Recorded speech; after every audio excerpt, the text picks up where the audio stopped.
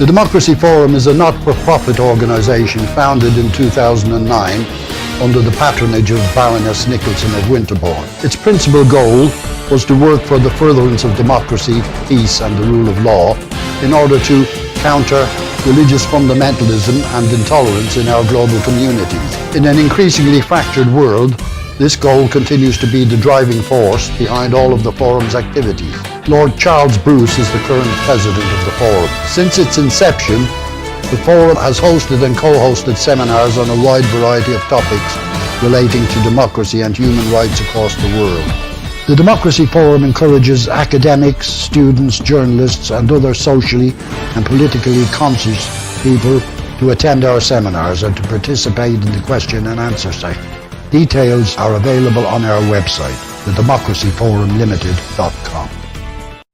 Lord Bruce, President of the Democracy Forum, invites you to attend our next virtual seminar on Tibet, New Socio-Political Developments in an International Context. The event will be moderated by former BBC Asia correspondent Humphrey Hawksley, and panellists include Dr. Lobsang Sangay, Lhamo, Kate Saunders, Tim Loughton MP. The webinar will open with an introduction to the topic by Lord Bruce, closing remarks by Barry Gardiner MP, Chair of the Democracy Forum.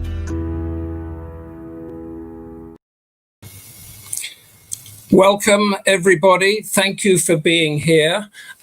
This is going to be a fascinating and intriguing discussion, argument, debate about Tibet. The new socio-political developments in an international context. I'm Humphrey Hawksley. I'm your moderator, a former BBC and Asia correspondent. And before we get into the details of the panellists, which come from as far afield as Dharamsala in India, New Delhi and Sussex in England, I'm going to hand you over to a video from Lord Charles Bruce, who is going to encapsulate what we'll be speaking about. Welcome to this webinar, which the Democracy Forum is hosting this afternoon. For those of you who are familiar with our seminars, or follow the excellent coverage provided by our sister publication, Asian Affairs Magazine, you will not be surprised to learn that this year we have increased our scrutiny of China. Although we were forced to cancel a seminar in the spring, which would have exposed China's treatment of its minorities, a video conference which we hosted last month on the strategic objectives that lie behind China's foreign policy was well received. I'd like to thank the team at the Democracy Forum for making this webinar possible. We're very grateful that Humphrey Hawksley has yet again agreed to chair the panel, and I'm delighted that all the panellists whom we originally approached have agreed to take part. This afternoon, we look candidly at the fate of Tibet. Although Tibet has suffered the effects of occupation for over 70 years, its plight became the focus for international opprobrium in 1989, when the country was rocked by protests and Lhasa was in the grip of martial law. In a speech delivered in Oslo that year, marking his acceptance of the Nobel Peace Prize, the Dalai Lama addressed an international audience still shocked by the evident brutality which confronted the students demonstrating in Tiananmen Square. His Holiness revealed the never-ending suffering of his people, forced to endure a calculated and systematic strategy aimed at the destruction of their national and cultural identities.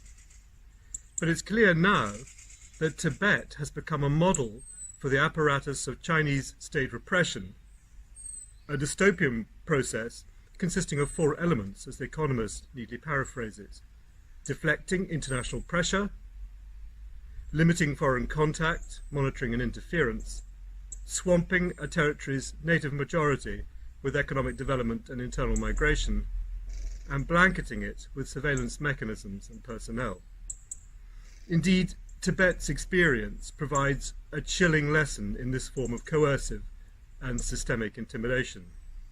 Yu Shikun, president of the Taiwan legislature, wrote in the Times newspaper yesterday that the Chinese Communist Party has suppressed and persecuted religious practitioners, ruled Tibet with an iron fist, imprisoned Uyghurs in Xinjiang, and stamped out democracy in Hong Kong.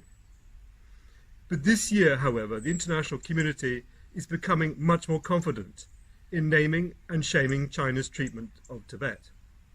In June, an international panel of special rapporteurs urged the United Nations Human Rights Council to take decisive action to evaluate all violations of human rights and to set up an independent and impartial process at the highest level to monitor and report annually on the unfolding situation. In addition, all member states and United Nations agencies have been urged clearly to demonstrate their disapproval of China's disregard for human rights by cooperating to leverage economic and political pressure where it's most effective. In January, the United States Congress passed the Tibetan Policy and Support Act to prevent Chinese officials from interfering in the succession of Tibetan Buddhist leaders. A further bill was introduced by Congressman Scott Perry in May to authorize the US to recognize the Tibet Autonomous Region as a separate independent country. And at a recent Westminster Hall debate, British parliamentarians from across the political spectrum lined up to criticize the Chinese Communist Party for deliberately attempting to eliminate Tibetans' cultural identity and to erase forever their ethnicity. A research paper commissioned by the Inter-Parliamentary Alliance on China has indeed exposed the existence of this Orwellian policy, which is forcing the resettlement of small farmers and rural labourers, their re-education, to eradicate backward thinking. In the first 7 months of this year, over 500,000 Tibetans were removed from their homes and sent to labour transfer camps under strict military supervision, following a programme of state suppression already well underway in Xinjiang.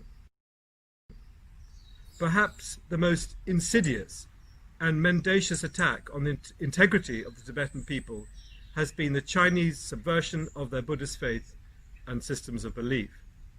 The cruel deception which obscures the fate of the 11th Panchen Lama, who disappeared without trace in 1995, has now been compounded by a plan to supplant the legitimate successor to the Dalai Lama.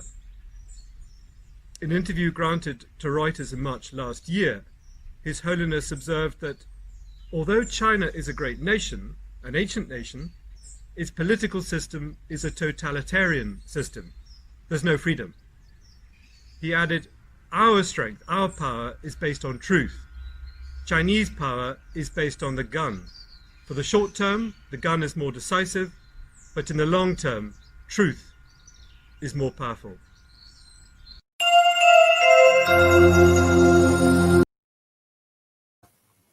Thank you, Lord Bruce, for encapsulating that so concisely and in a fairly dystopian way.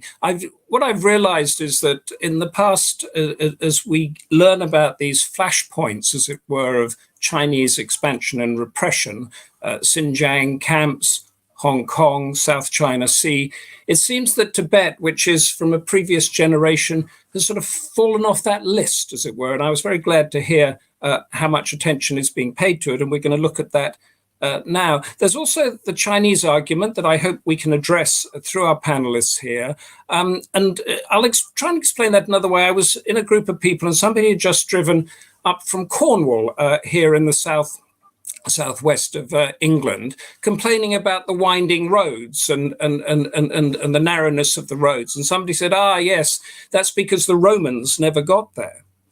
And where you are in a section of England or Britain where the Romans got you have your straight roads there where they just pushed through communities and villages to build the infrastructure 2,000 years ago. Where the Romans didn't get, you had to go around the villages so that you didn't upset those communities.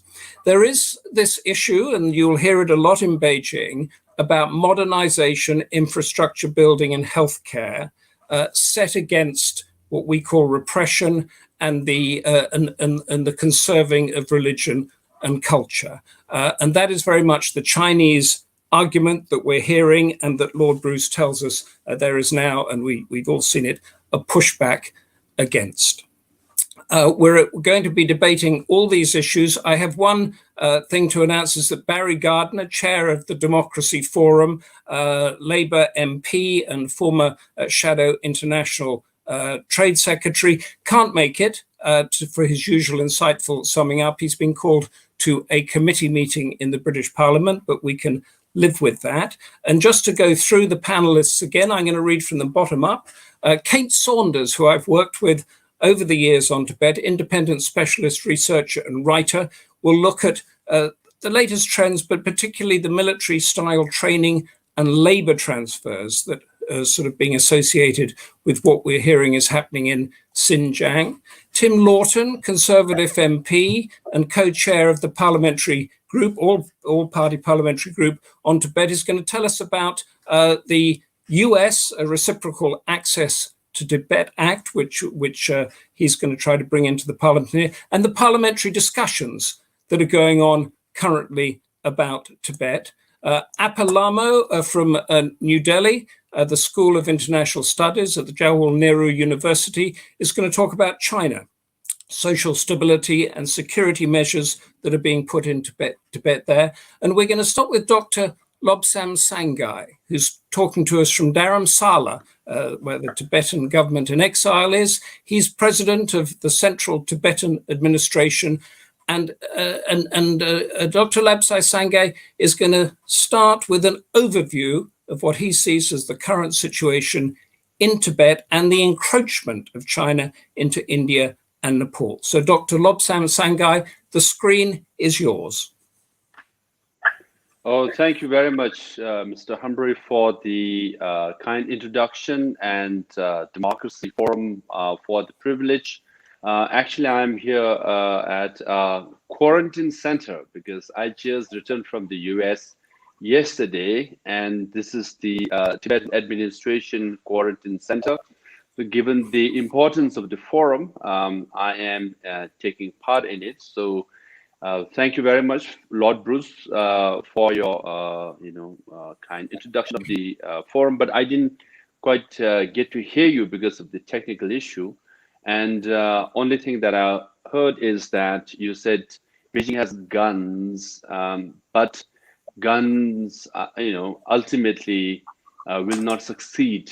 Truth will prevail, and we also, abide by that principle. And His Holiness the Lhamo always says, ultimately truth will prevail and justice will prevail in Tibet. That's why we pursue the path of nonviolence. Number one, I just want to make a point to say that why we have this virtual, webinar is because we have Wuhan-originated virus that's created this pandemic all over the world, and hence now we cannot meet in person. And the economic downturn, the social tension, and major changes, the new normal, that is, dominating the world, or rather creating so much of an uncertainties and discomfort to the people, is primarily because of the Wuhan virus. So we should not forget that, and we should clearly, blame where it's due. So yes, the Chinese government was trying to hide the truth of the pandemic, and according to major international organization, we lost anywhere from 3 to 6 weeks of information. And had we gotten the information on time, 95% of the pandemic and the death could have been prevented. That's primarily because China doesn't have democracy, China doesn't have transparency, and the Chinese government doesn't share the information, even related to health, to the international community. Number two, Tibetans, with the blessings of His Holiness the Lhamo, we practice democracy. My position is elected by Tibetans all over the world. And we have a parliament which functions like any other parliament, perhaps, better debate even compared to, House of Lords or House of Commons. I'm trying to poke fun because in the 10-day session, I had to answer nearly 300 questions extempo from the member of parliament, and I had to answer them right then and there on live television. So this is how we conduct our parliament. So that way it's a robust democracy in exile, which is a model that could be replicated by refugees and other conflict areas. That even refugees, you can run your own government. You can help your own people. Even the COVID-19 treatment center, the way we address is very good, even compared to many independent countries. So that's how democracy always works, and China is a threat to democracy and transparency. And I have said this in 2018, which was said by the Secretary of State Mike Pompeo few months ago, that is, either we transform China or China will transform you. So that is the challenge before us, a challenge of philosophy, challenge of ideology, a challenge of different mindset and how to deal with things. And the recent border incursion in India, the border of India by Chinese military army, has really forced the debate in the subcontinent. The Chinese army has entered into various parts of Indian border, and there was face-off between the two. Now almost 30+ thousands of Chinese soldiers are facing 30+ thousands of Indian soldiers at the border. Now this is very important, because when Tibet was an independent country, there was never an inch of land border between India and China. It was border between India and Tibet and China. So after the occupation of Tibet, Tibet as the buffer zone between these two giants disappeared, and hence militarization of Tibet took place, and hence the military presence at the border of India, Nepal, Bhutan, touching Pakistan, even Southeast Asian countries, has raised this alarm now, because when two of the largest populated countries, two of the largest military are facing each other, and there could be violence. In fact, there was a violence when 20 Indian soldiers were brutally killed by Chinese soldiers, and it has raised a lot of debate within India and the continent of South Asia. So the problem is, when Tibet was an independent country, it acted as the buffer zone, and it was the zone of peace.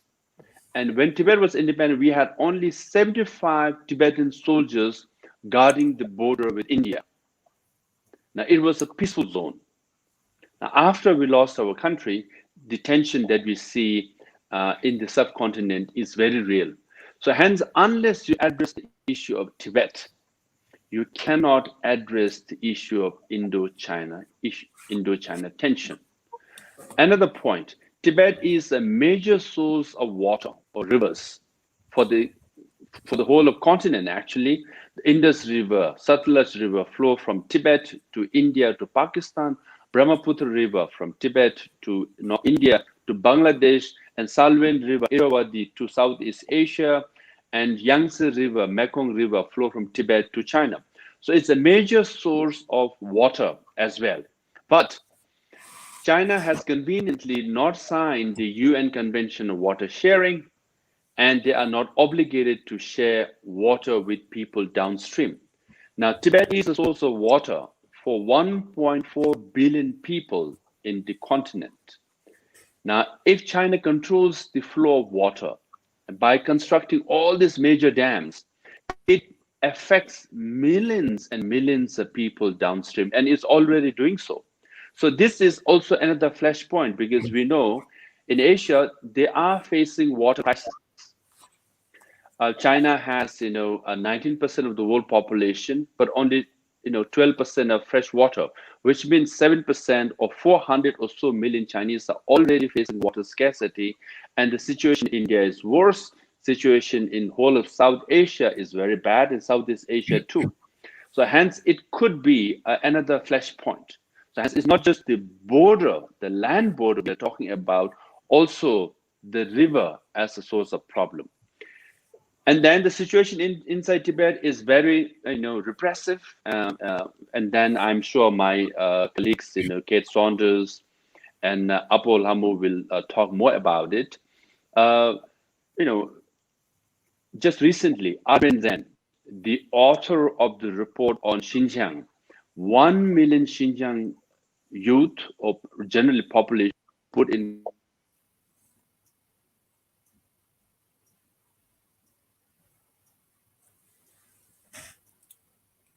Have we lost him? I think that we've lost him. I hope we get him back, and I hope it's not. I'm back. Welcome back. Please continue. Yes, the author of the 1 million people in concentration camp in Xinjiang, Arvind Zen, has come out with another report saying 500,000 Tibetans are also put in concentration camp like situation, where villages and nomadic areas were given quotas, and they have to fill these quotas to bring Tibetan youth to urban setting, where they are put in jail-like situation, and they are given quote unquote livelihood skills in military drill like system. This is done in the name of poverty elevation. The ambassador of China has tweeted very proudly saying that more than 600,000 Tibetans were given livelihood training in the name of poverty elevation. Why I say this is all the China experts, including United Nations, praise China for poverty elevation projects, for being very, very successful. But for Tibetans and Uyghurs and Mongolians, poverty elevation means uprooting Tibetan youth from their culture, from their family members, from traditional livelihood to military-like setting, and then drill them, skills, quote unquote skills, essentially to Sinicize them, essentially to assimilate them into Chinese, culture, and make them more Chinese, and so that way make Tibet into a Chinese province or a Chinatown. So poverty elevation for Tibetan means completely different from what it means to Chinese government. This is very important because all the UN agencies, China experts justify Chinese government, actions on poverty elevation. Thereby, they are also justifying repression of the Tibetan people or cultural assimilation of the Tibetan people. I say this with major concern because if you look at the 15 UN agencies, 4 or 5 are headed by Chinese officials, and other agencies also have Chinese personnel in very important positions. They are trying to restructure United Nations. They are trying to redefine human rights, and poverty elevation is an essential component of human rights. That's what Chinese government is trying to do. If they succeed, then the uprooting of 500,000 Tibetan youth and 1 million Tibetan Uyghurs in concentration camps will be justified. So this, I think, we all need to know, and we all should be, alarmed, and we all should raise this at every forum possible. So these are the things I just want to raise, and hence I want to end by saying, yes, unless you, transform China, China will transform you. So this is the biggest challenge for the whole world. So when we talk about Tibetans and Uyghurs and the Mongolians, we are no more talking about us only. We are talking about people in the United Kingdom, people in Europe, people in America, because the Chinese government or the Communist Party tentacles are already inside your country, and they are influencing you, including the international agencies, to their liking, to their way of thinking, to their mindset, which is definitely a threat to democracy and human rights that we know. Thank you very much. Thank you very much for that. It's fascinating. I have one question of my own, and then a very interesting question has come in. I just want to say to everybody around the world here, we're getting some great stuff coming in saying what a great speech this was and what a fascinating topic. Give us your questions, challenge us, Give us your insights. We'll post them up, and if we've time, we'll put them out and ask the panelists. I just wanted to clarify one thing with you, Dr. Sangay. Were you saying that when the Chinese speak about poverty alleviation, they are actually talking about repression, or was it more nuanced than that? No, when they're talking about poverty alleviation of Tibetans and Uyghurs and Mongolians, it's essentially 90% is assimilation, 90% is repression. So that we should know. Even from their figure of 500,000 Tibetans given skills, you will see 30,000 or so were, given some kind of employment, and 3,000 or 4,000 were sent to various parts of China. But still, more than 500,000 Tibetans were uprooted from the cultural setting, from the nomadic traditional areas. Now their urban setting, what is happening to them? They will be put in ghetto-like situation, and they will not have trainings and skills per se, and then they have nowhere to go. So their livelihood is destroyed, and they are assimilated. That's how they destroy Tibetan culture.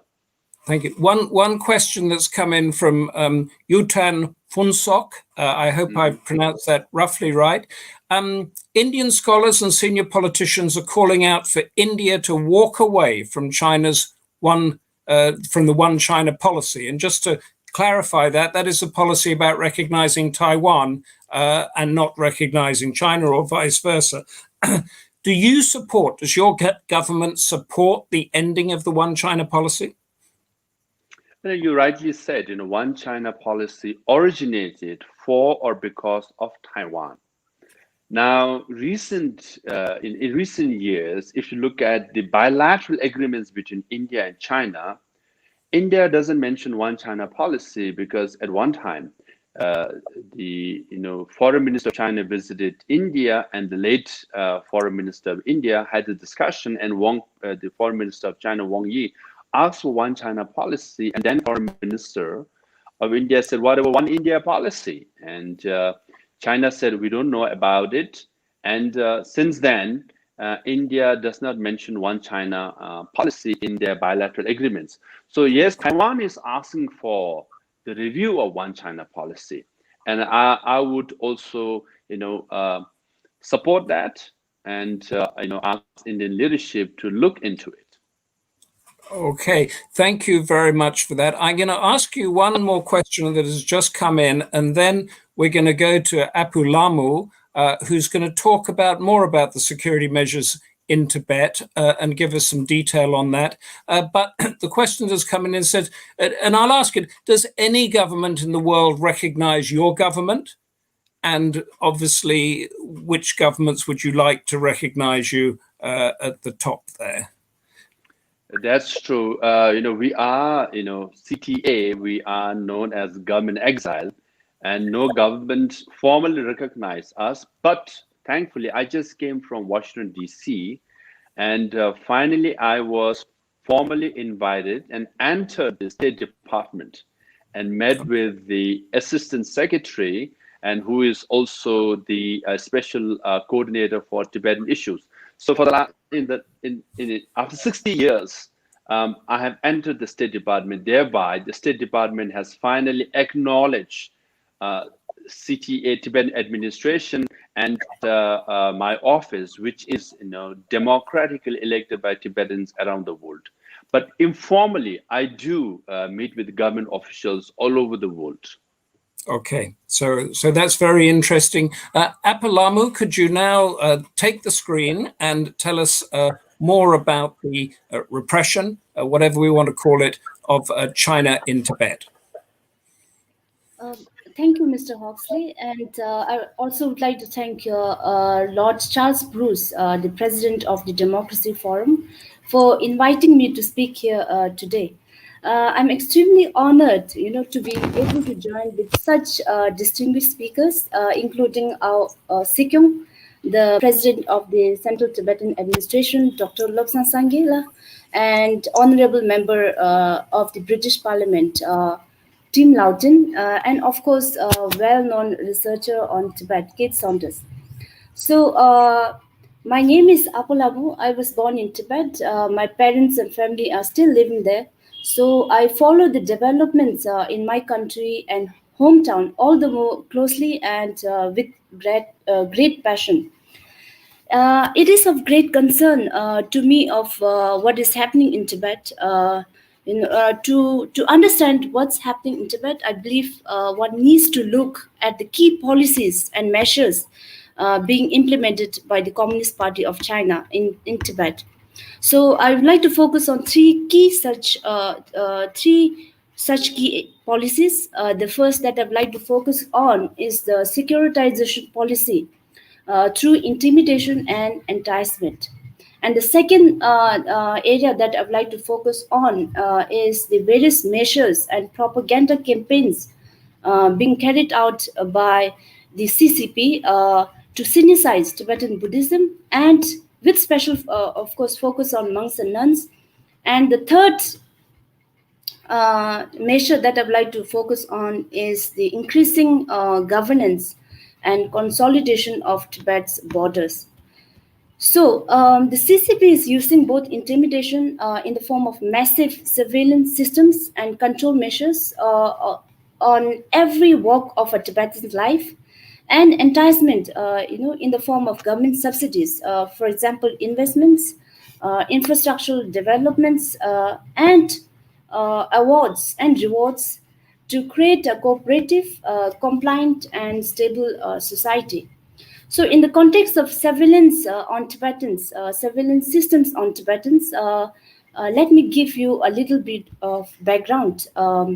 The Communist Party of China, began to further intensify the level of surveillance and security control over Tibetans in Tibet in the aftermath of the Tibetan national uprising in 2008. So 4 years later, there was a change of Communist Guard in Tibet.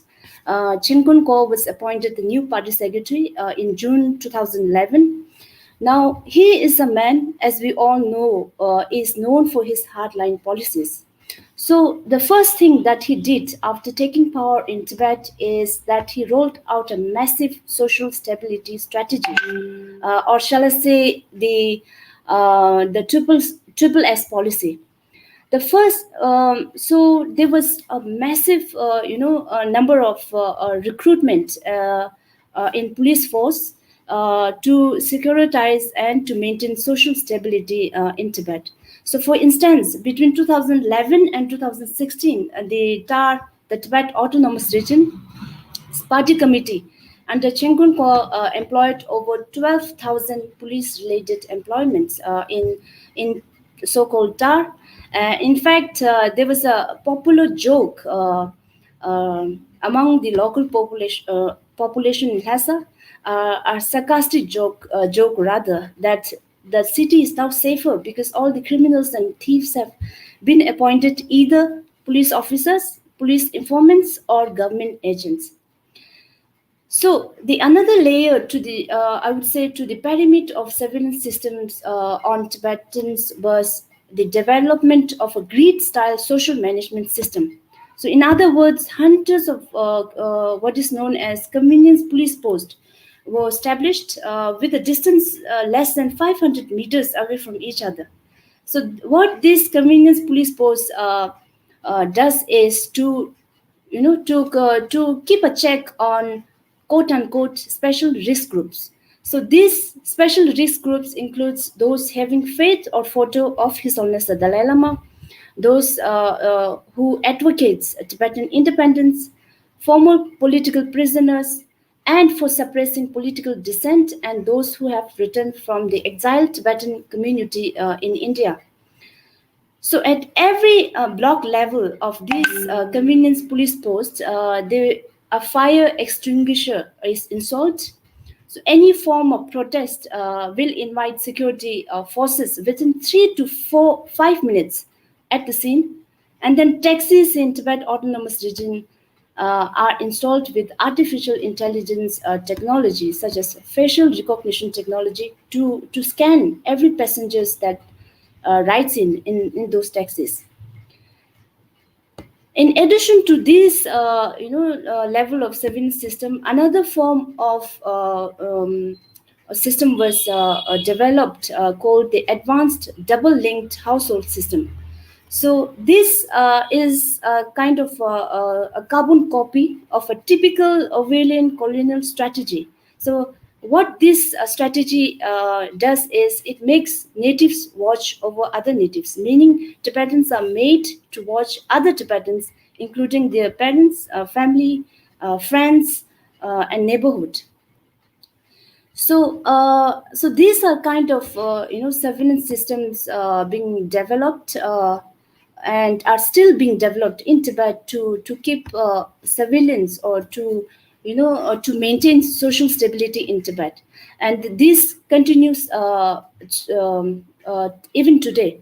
So, according to a report published by the Tibet Daily early this year, there was another campaign added to the already strict surveillance system called 1 million police into 1 million household. So this campaign requires police officers to go to people's homes, Tibetan people's homes, deliver food items, and mediate disputes. And similarly, another report published just few days ago on October 7th this month by the Tibet Daily that said that a special joint action plan group was launched in Tibet for 2020 and across Ninti, Loka, Lhasa, Chamdo, Nakchu, and Ngari to combat what is known as illegal activities. And this special joint group, crackdowns on again, quote unquote, separatist activities, especially in public places like internet cafes, restaurants, business premises, singing and dance clubs, nightclubs, and then bookstores, so on and so forth. So imagine you are being, under surveillance, even at entertainment venues such as, nightclubs, dance and singing clubs. The Tibetans inside Tibet, goes through this level of surveillance system on a daily basis. Another layer, to the surveillance system, although in a enticement in a favorable manner, is the inductment of various economic policies. As I mentioned in the beginning of my presentation, in the form of government subsidies, infrastructural developments, awards. For instance, there were reports that the Chinese government, the CCP, is planning to invest 1 trillion yuan on infrastructural developments in Tibet Autonomous Region alone. Similarly, award ceremonies are being organized every year in Tibet to celebrate to those individuals, organizations, or families who have contributed to national unity. And awards and subsidies are also being given to people who have inter-ethnic marriages, so meaning Han to Tibetan marriages. Similarly, many other measures and propaganda campaigns are being carried out to synthesize Tibetan Buddhism. So when Chen Kun-ko was appointed as the new party secretary of Tibet in 2011, various control measures, especially on religious institutions, monks and nuns, became even more apparent and strict. So he was of the opinion that Tibet's monasteries and the monks and nuns should act as a center of Chinese patriotism and should be a model to other general public.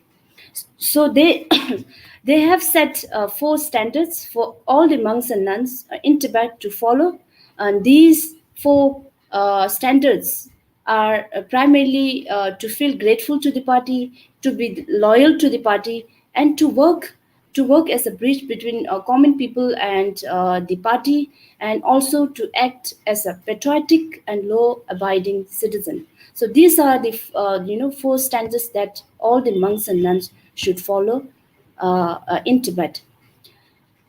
So Again, as part of his surveillance system, monastic management committees are stationed in all the monasteries and nunneries in Tibet. So these monastic management committees intervenes in the overall monastic affairs, including teaching and admission of monks and nuns, and the number of monks and nuns that can stay in a monastery, and also on important matters such as like the reincarnation of His Holiness 14th Dalai Lama and other Rinpoches and High Lamas. So in 2007, the CCP developed a long-term strategy to control the appointment of the 14 Dalai Lama's reincarnation, and that strategy or measure was known as the measures on the management of reincarnation of living Buddhas in Tibetan Buddhism. The irony of the matter is that that strategy requires all the Rinpoches, High Lamas, to be verified for its authenticity and approval by the Communist Party of China. Similarly, in this regard, the CCP is trying to give their appointed Panche Lama, he's known by the name Gensen Nobu. So he was given more visibility and higher profile lately to gain religious and political legitimacy of the Tibetans. So he concluded his a 3-month stay in Tibet, the longest probably the longest stay so far. So he concluded his 3-month stay in Tibet just yesterday. So while he was in Tibet, he visited the various prefectures of Tibet, including his hometown in Nakchu, Lhari County. And then he also visited monasteries, interacted with people, conducted spiritual activities, and other, and met with officials, local officials in those counties and villages. Now, and the third that I would like to focus on is the CCP's strategy, or the various measures that CCP is implementing in Tibet to consolidate Tibet's borders. So the construction of what is known in Chinese as Shaokang villages. And it began primarily after the 19th Party Congress in 2007. And the emphasis on building more border villages is still in progress. For example, in the recently concluded Tibet, the Work Forum on Tibet, Xi Jinping again emphasized on promotion and making exchanges between people in the border areas and people in other parts of Tibet and of China. So in 2017, during 19th Party Congress, Xi Jinping, out of a pool of letters sent by the people of China and other parts, like from Uyghur, from Tibet, so he selected a letter sent by a Tibetan family living in Yume, which is a border town of Lhunze County in Hoka, bordering India's Arunachal Pradesh. And he pulled out a letter of the family.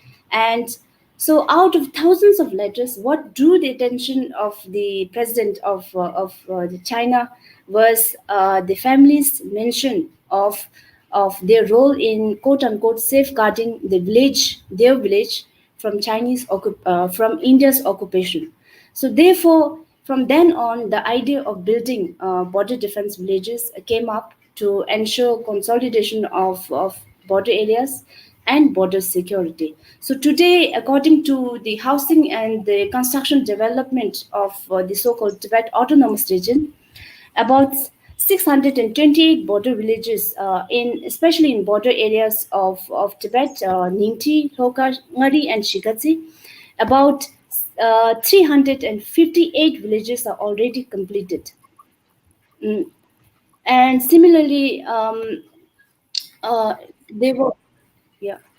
Am I Okay. out of time? Hello, yes. You're coming to the end now, so finish up the point, yes, and then, All right. and then I've got a couple of questions for you. So there were a lot of high-profile visitors, leadership visitors from Beijing to Tibet, starting from May this year. Qi Yu, the Secretary of Foreign Ministry of China, visited Tibet in May. He emphasized on the need to consolidate and stabilize Tibet's border.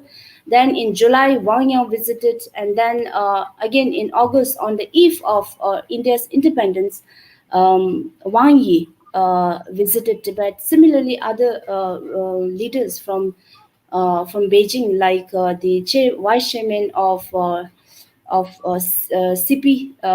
CPP, visited Tibet, and then, of course, as I mentioned, the Chinese appointed Panchen Lama is just concluded his visit to Tibet yesterday. So to conclude, as I am running out of time, I would like to say that in the current international political climate, it is great to see the research of some countries, including the United States, support to the Tibet issue. But I believe that Tibet issue is not simply about human rights or religious freedom, but also also an issue of an entire nation under colonial occupation, as our Sekyong mentioned, and that the strategy and territorial integrity of Tibet is under invasion by the Communist Party of China. So Tibet is shouldn't be looked from the perspective of a pawn in a game of chess to be played to or against when a bilateral relation of a country is at stake with China, but rather it should be looked from the perspective of an important country geologically, geostrategically, and ecologically, at least in Asia. Thank you. Thank you, Apath, very much for that insightful presentation there, which has gendered a number of questions. You talked about the native spying, the social stability, the colonial regime.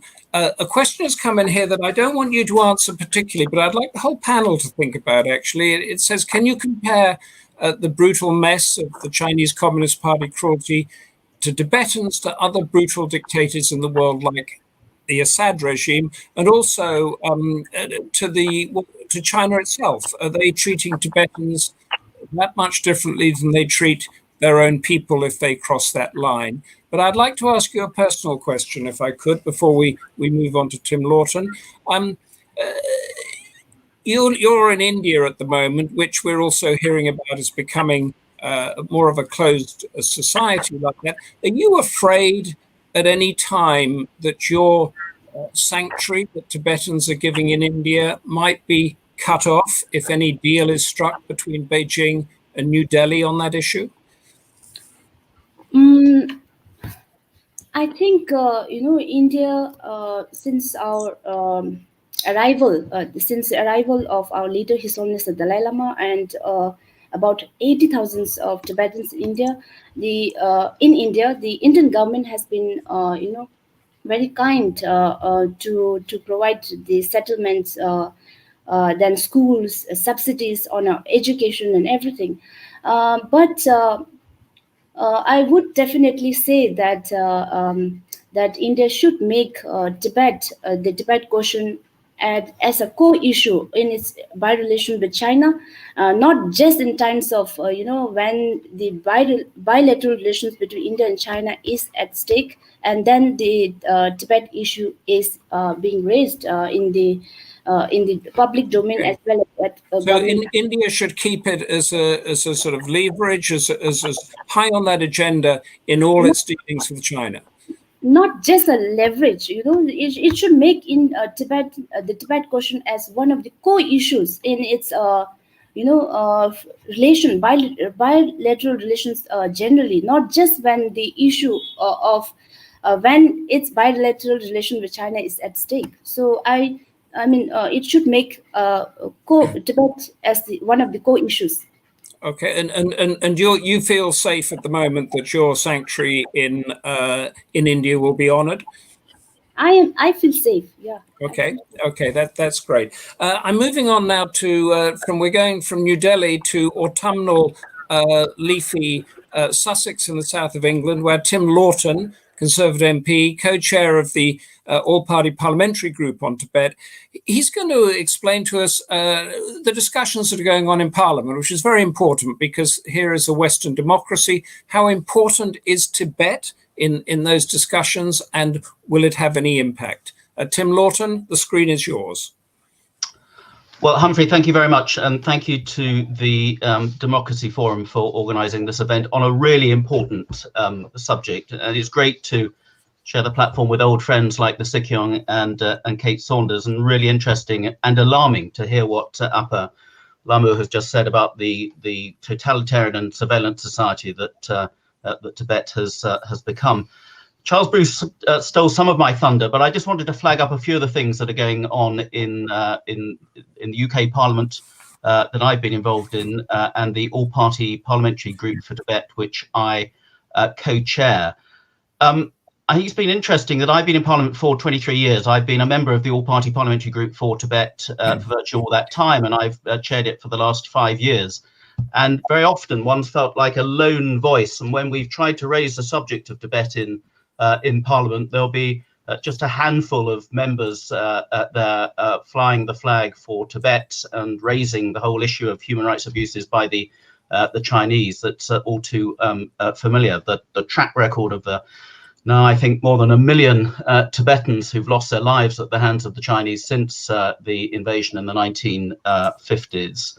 The whole Sinicization process, which Appa just alluded to, be it in the suppression of culture, of religion, the language, the new laws that came out of the Tibetan People's Congress at the beginning of this year, the regulations on the establishment of a model area for ethnic unity and progress in the Tibet autonomous region. And I use the word autonomous completely lightly. Sinicization, despite the guarantees supposedly in the Chinese constitution about respecting the culture and heritage of the various parts that make up the huge country of China.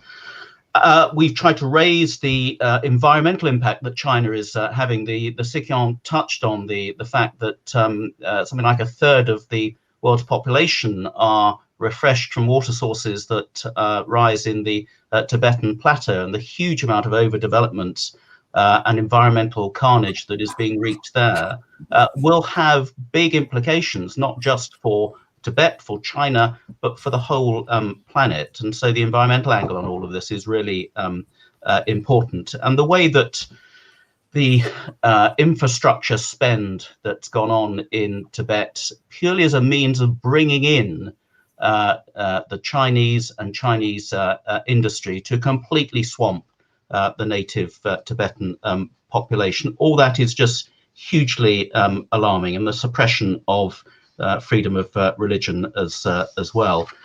So just 2 weeks ago, we had a debate in the second chamber of the House of Commons called Westminster Hall. It was a debate on China's rapid expansion of the Labour programme in Tibet, which again the Sikyong touched on, and the chamber was full. And it was a rare joy to see so many people across all the parties within the UK Parliament now taking a real interest and coming slightly late to the party, but they are there in the oppression that's going on in Tibet, and being prepared to call out China for the abuses that they are committing. And this extraordinary program that the Chinese authorities have ordered not only the nomads and the goat farmers to give up their lifestyles. All the Tibetan goats were killed as part of this, and the nomads and farmers are now being effectively incarcerated in these re-education camps. I mean, if we try to put it in Western terms, it's the equivalent of the Westminster Parliament ordering all the Welsh lamb hill farmers to slaughter all their lambs and to go into security camps to retrain as shop assistants or something like that. And it's being done by China in the name of alleviating poverty. It's nothing to do with that. It's all about the Sinicization and standardization of the parts of Tibet which don't fit in with the Chinese model. And it needs to be called out for what it is.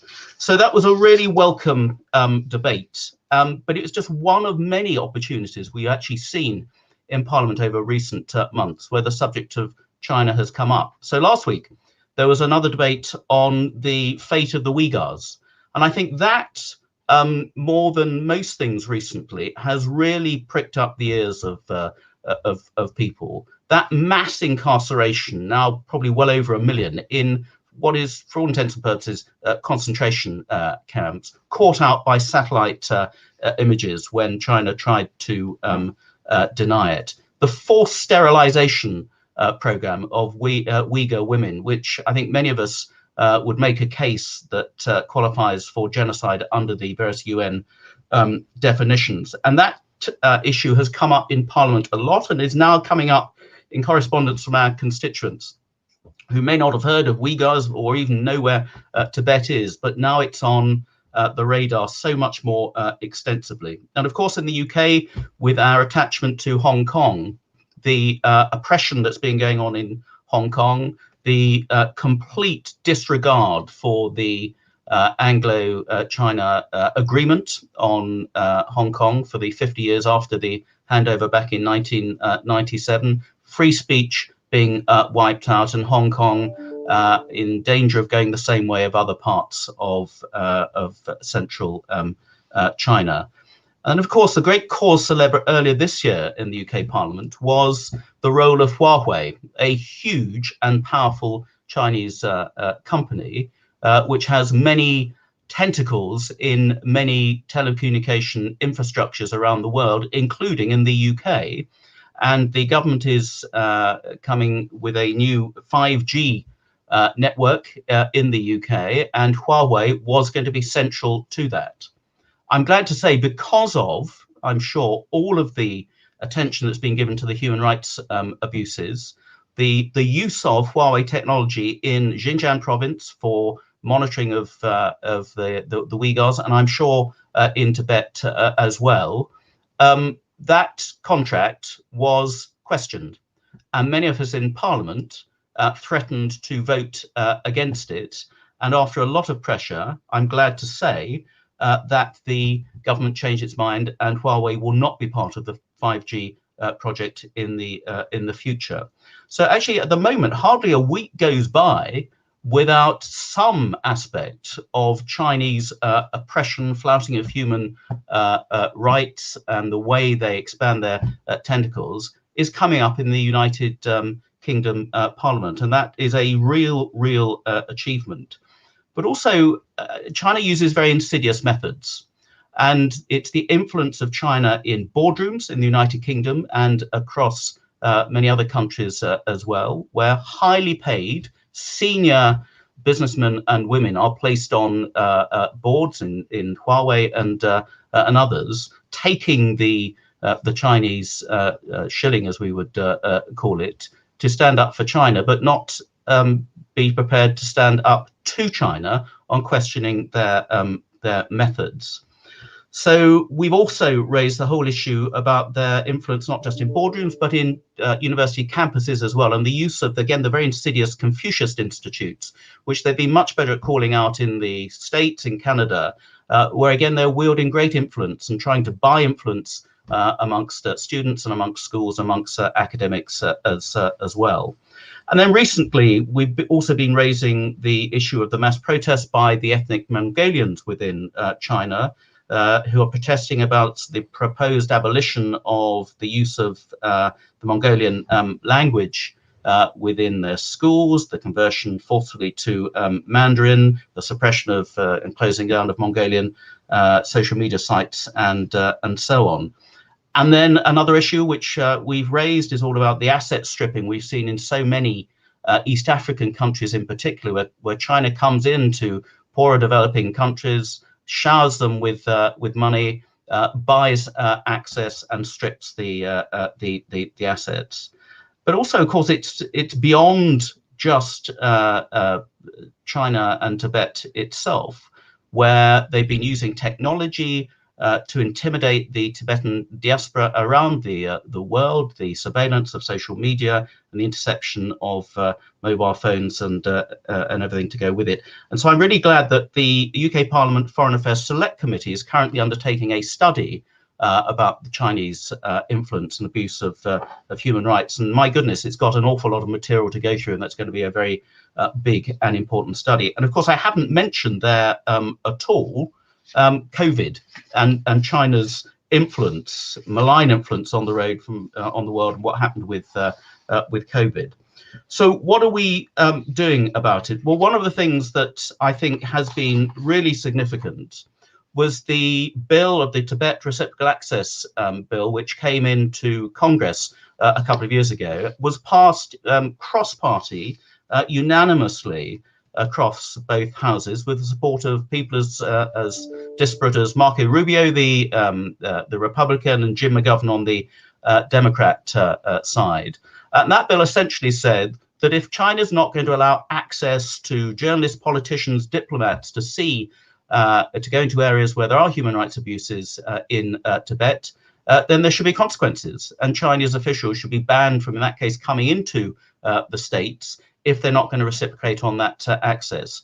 And that's a really important piece of legislation. It's clearly worked, because I gather Marco Rubio and Jim McGovern have been banned from going to China, and I think I would wear that as a badge of honor. And now, of course, they've brought in further legislation about the recognition of Tibet as well.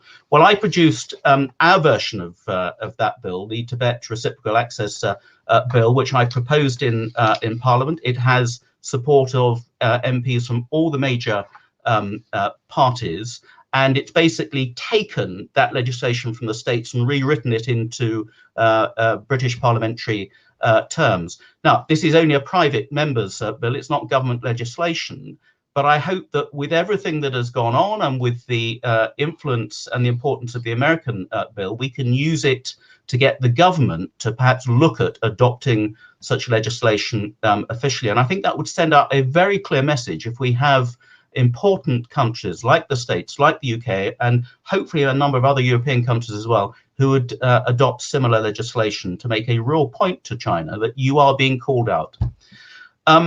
We're also, I think, calling in a number of other parliaments across the world for a UN special investigation into China's genocide and the use of slave labor within Tibet and Xinjiang and other parts of China.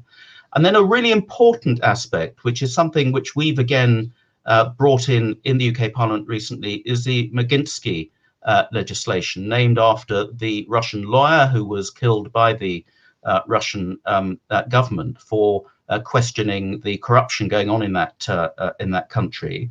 And we have now brought that legislation in so that where there are individuals in various countries that are guilty of corruption, they are being called out, and there are implications for those governments. It's been applied in Russia, in Saudi Arabia, and others so far, and we are very much hoping that there will be Chinese candidates as well who will be the subject of that legislation. I think what that says is an international effort, particularly amongst parliamentarians, is really, really important.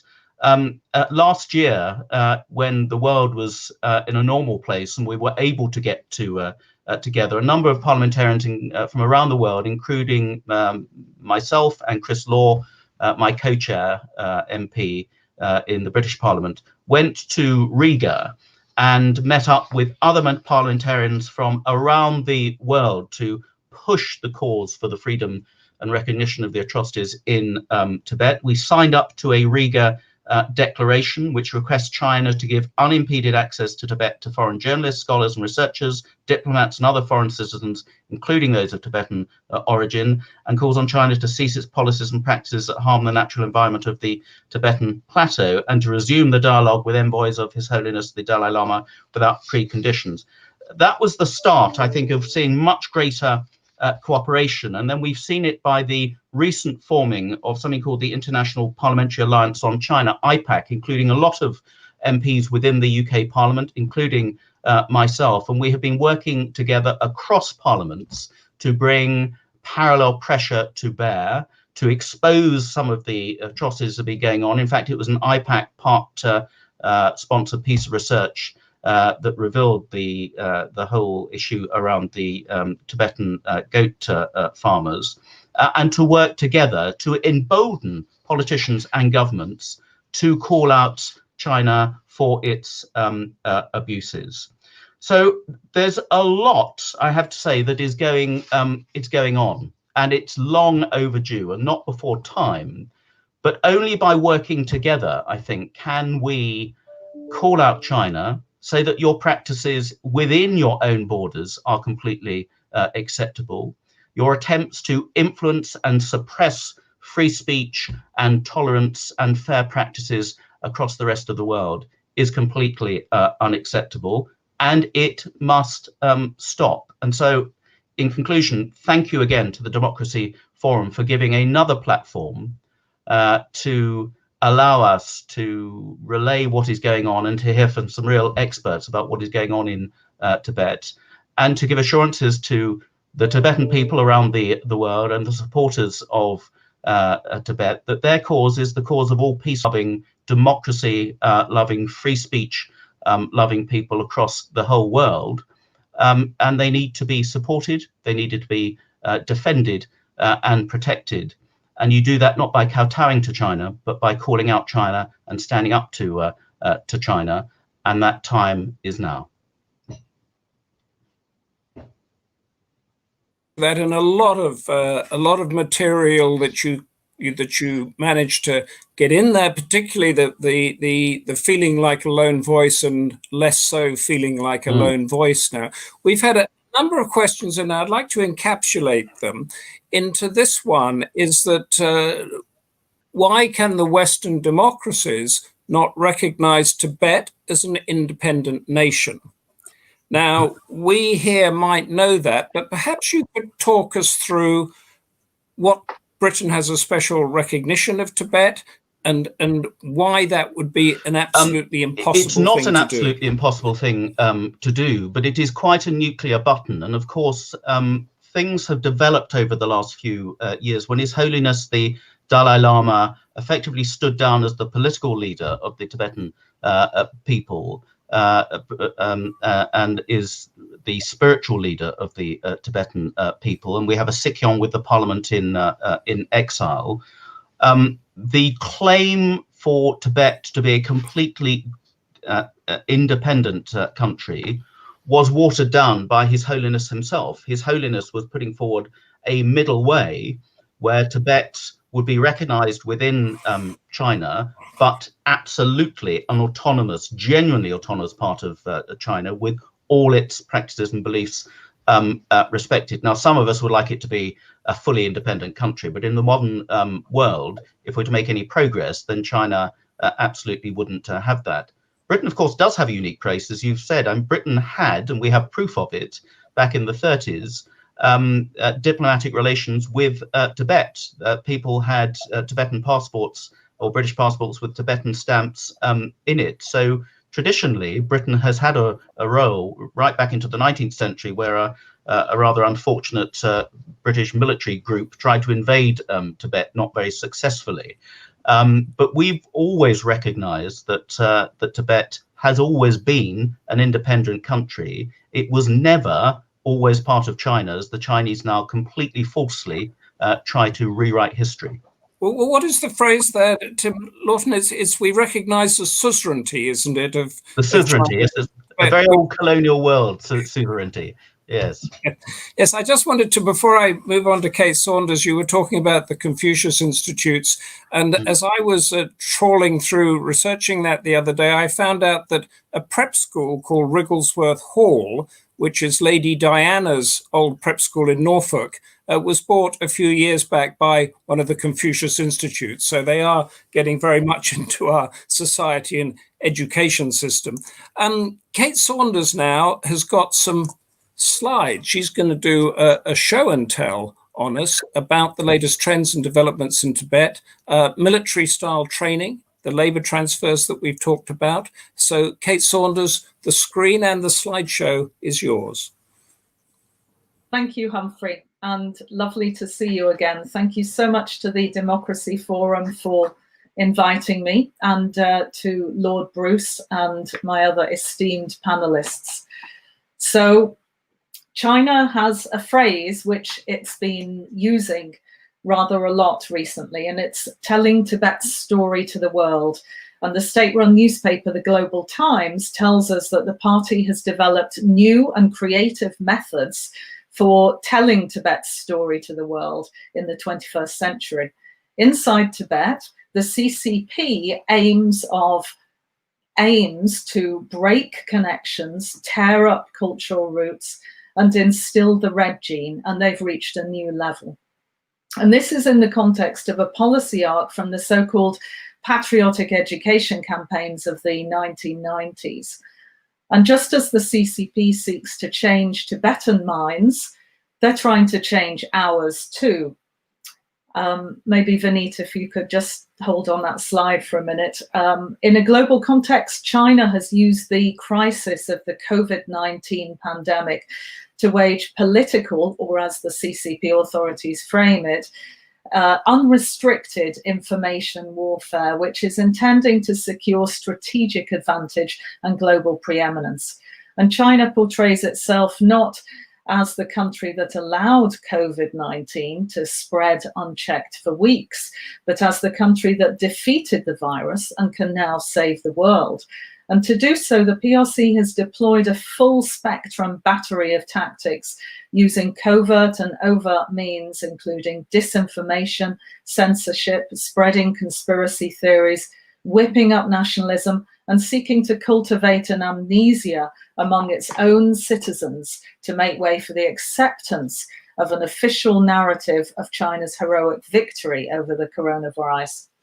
And these are strategies and methods that are well advanced in different ways in Tibet and in Uyghur areas. So before Xinjiang, there was Tibet, and Vineet, it's fine to go on with these slides quite slowly as you wish. The top party boss in Xinjiang, Chen Quanguo, a soldier turned politician, developed one of the world's most dystopian police states in Tibet, as we've heard from Lhamo and other panelists. And this is how Chen Quanguo sees Tibet. He sees it as an ethnic border region, so at the forefront of the anti-separatist struggle.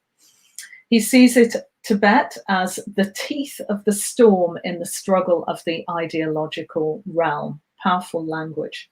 These methods were implemented after Tibet and escalated in Xinjiang, and are now being reintroduced back into Tibet at an even larger scale than before. This feedback loop of assimilation threatens the survival of a cultural and religious civilization and the lives of millions as never before. It also demonstrates the clear and present danger that China's networked authoritarianism presents beyond its borders. The CCP, after all, has rarely sought to persuade. The party term rectification means to break from within.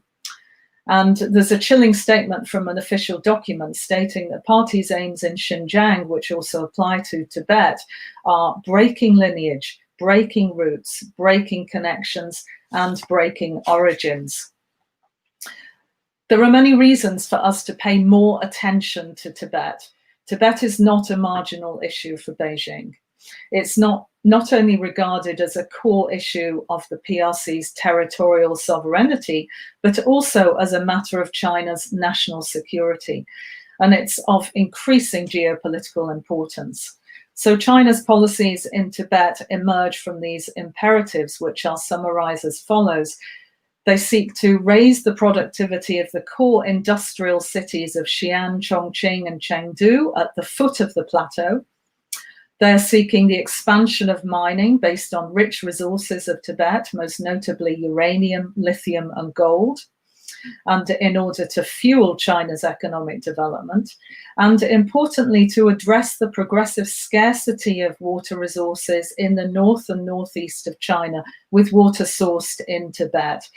Tibet's the world's highest and largest plateau. That's a NASA image that you can see there, and the source of most of Asia's major rivers, as some of the panelists have already specified. Tibet's a global climate change epicenter and the Earth's third pole.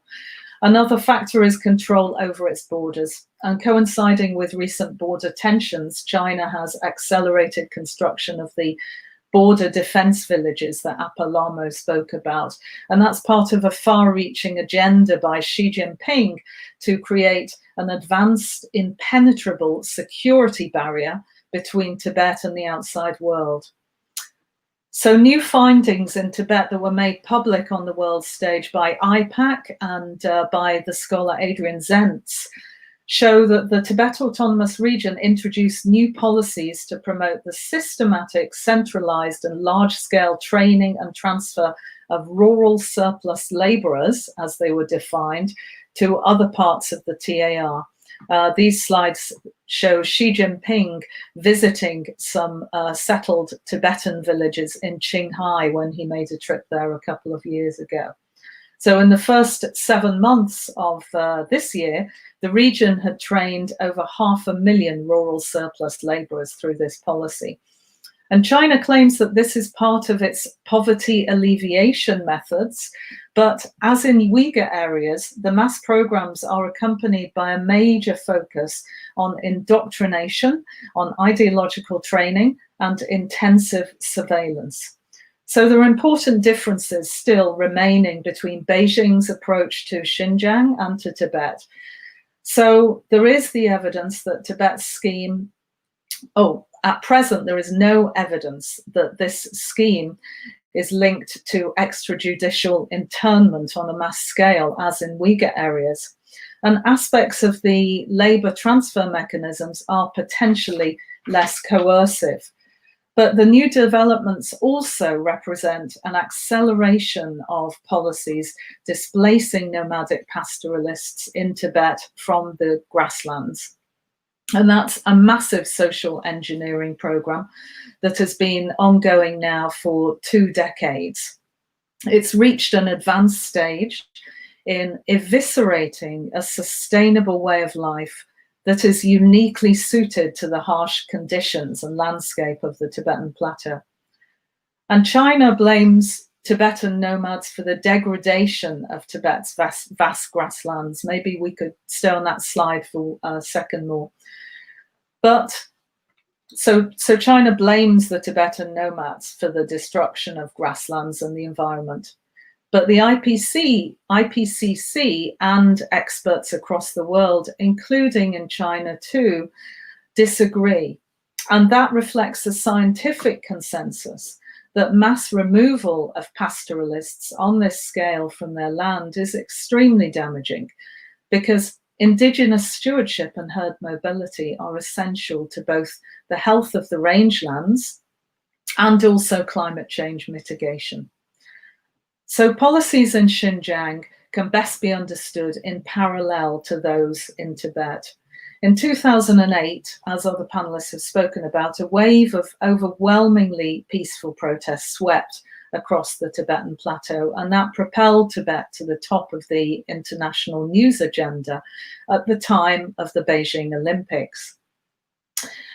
Governments at that point started to take Tibet more seriously as a political issue, and that approach was compounded by the wave of self-immolations that swept across Tibet from 2009 onwards.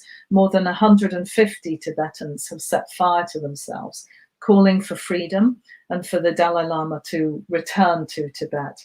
Now, before then, Chinese officials had sought to project the notion that only a handful of Tibetans, mostly monks and nuns, had caused unrest in Tibet, influenced by the Dalai Lama.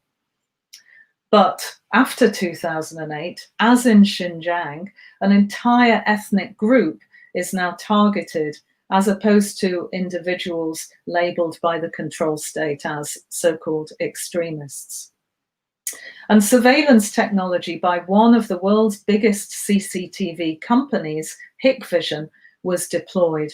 Now, Hikvision provided a system for the railway in Lhasa well before its use in prison camps in Xinjiang. And as Tim is well aware, it also provides some video surveillance cameras for the House of Commons here in London. And this strategy was combined with the deployment of tens of thousands of party cadres in monasteries, schools and homes, with the aim of literally rewiring Tibetan thoughts and beliefs. So in a major policy meeting on Tibet, which happened at the end of August, this is called the Tibet Work Forum, and it sets policies for the next 5 to 10 years. Xi Jinping underlined instructions to Sinicize Tibetan Buddhism. And that follows a tightening of control over reincarnation, as indicated in the publication of a database in 2016, which detailed all of the lamas who were allowed to reincarnate with government permission. If you don't have government permission, you're not allowed to reincarnate.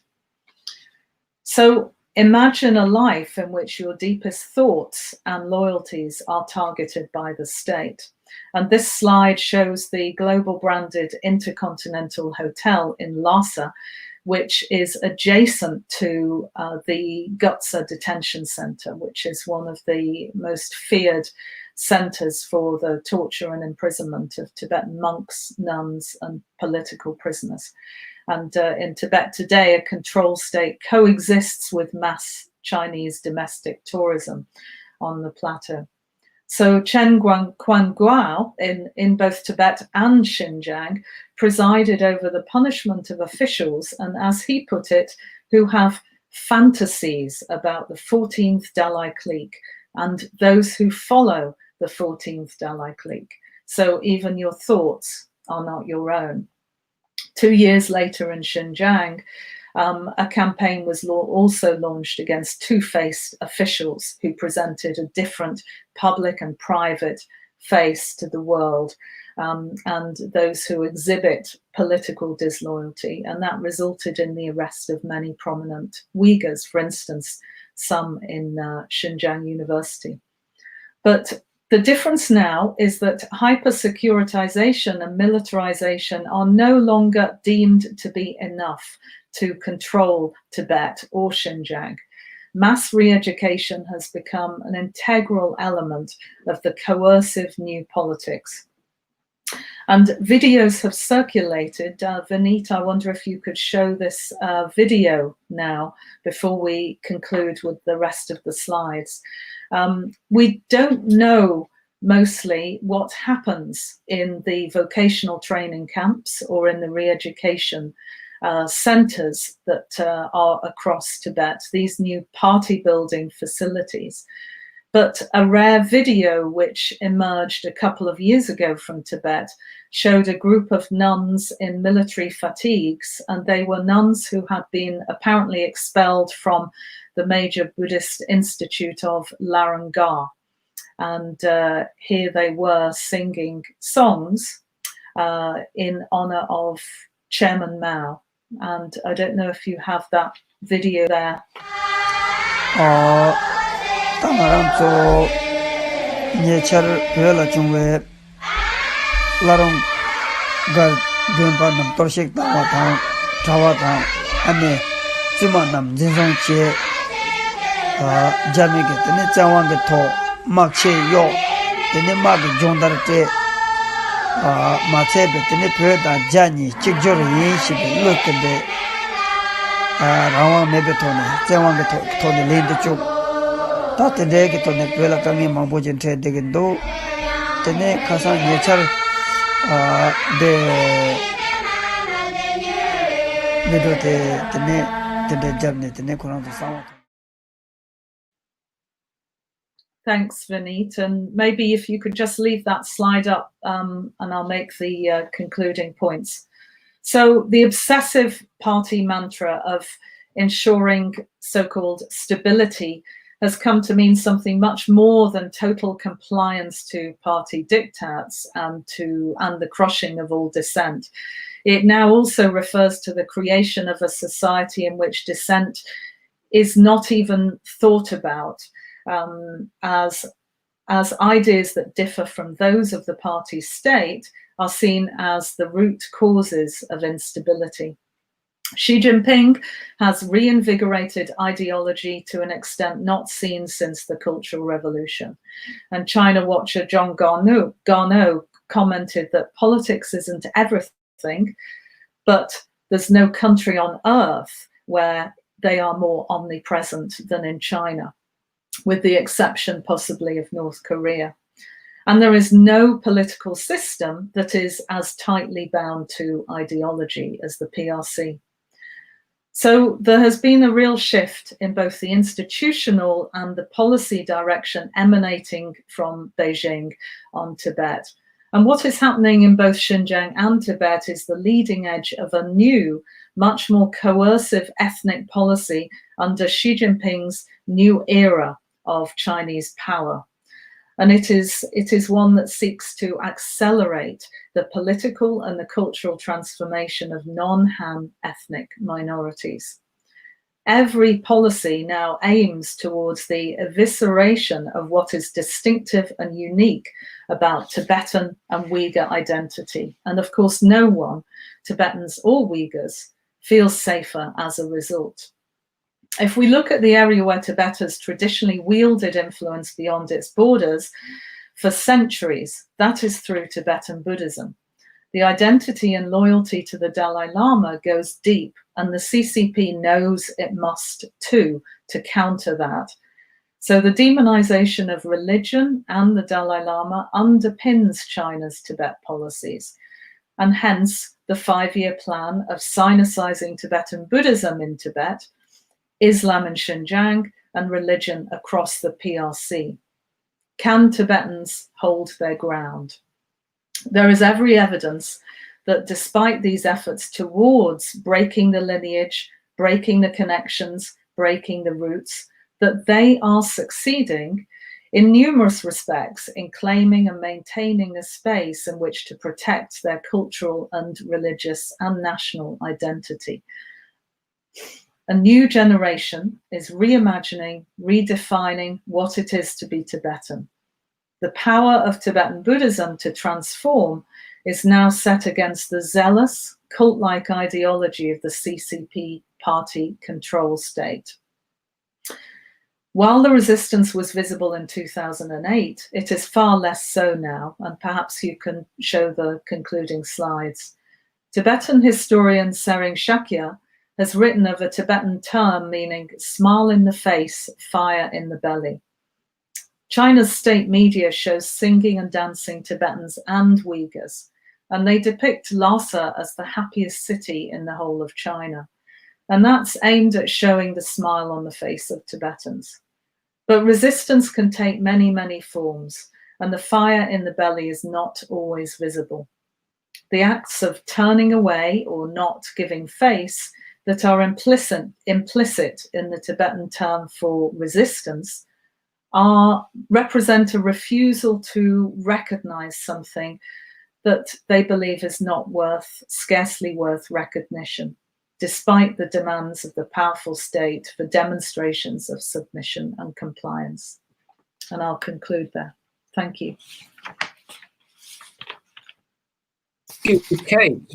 That was absolutely fast, quite chilling, actually. Just before we move on to more general stuff, the company you said that was doing the surveillance around the House of Commons, but also the surveillance in Tibet. Tell a little bit more about that. It's a Chinese company a Chinese state-run company called Hikvision.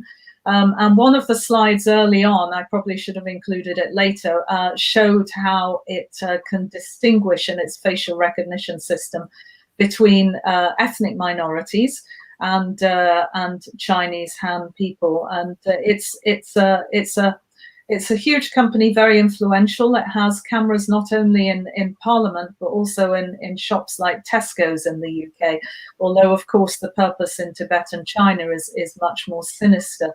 There was a debate in Parliament some months ago about that very issue. And I gather that there had been a contract to expand the use of those cameras in Portcullis House. But I don't think that contract went ahead. Tim, I think you were involved in that. I was going to say, yes. So, yeah.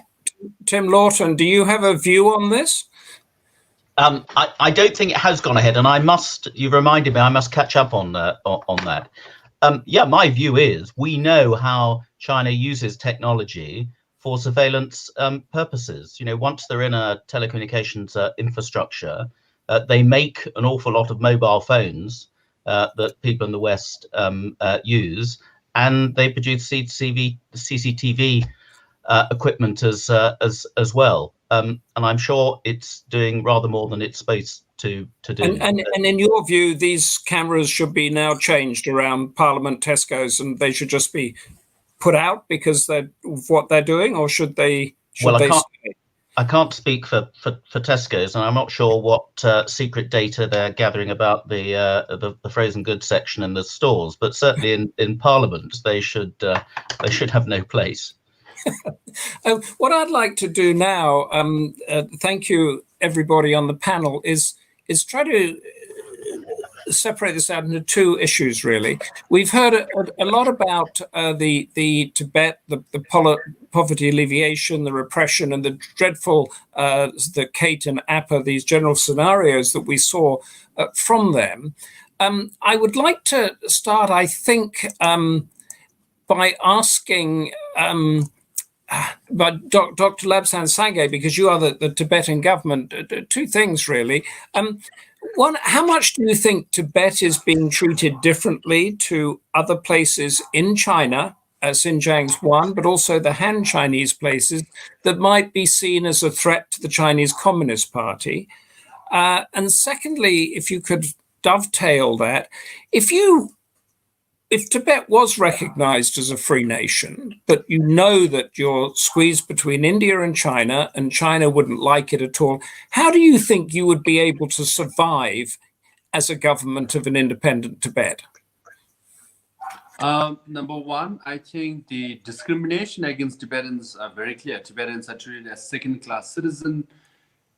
In Lhasa, the capital city of Tibet, there are signboards which says that if you are Chinese, we give you, let's say, 100 RMB a day. If you are Tibetan, we give you 50 RMB a day. How would British people feel if the signboard in London saying, if you are Chinese, we give you 100 pounds a day, and if you're British, we give you 50 pounds a day? It's all done a little bit under the table in Britain, but we do have similar problems. But is that... I mean, that might be, but is that also happening as far as you know in Xinjiang or in Mongolia and places like that? Or I think it's the same thing, because I participated and organized many conferences with our Uyghur and Mongolian brothers, sisters. All you need to do is close your eyes. Dates are almost exactly the same. Policies are exactly the same. Systematic application of, repressive, policies are exactly the same. Actually, this is cultural assimilation, where they want to make all these different places into Chinese provinces.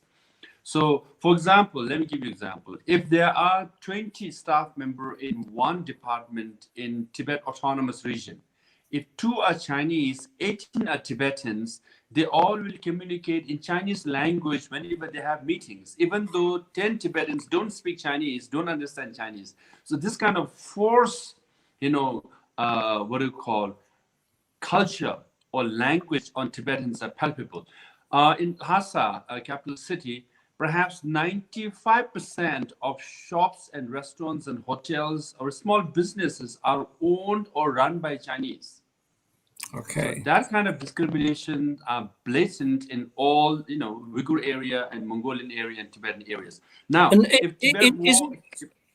sorry, just to move on, you might have been getting onto it. Is it viable to think that your government in exile could move in and govern a successful Tibet? Now, since 1992, we have made it very clear that our goal is to restore basic freedom of the Tibetan people, restore genuine autonomy for the Tibetan people. When that day arrives, Tibet administration in Dharamsala will be dissolved. So I'm not working to restore my position in Tibet. I'm working to elevate the sufferings of 6 million Tibetans in Tibet. So this is our goal. Having said that, yes, we practice democracy given a choice. Tibetans in Tibet would like to have democracy. We know that.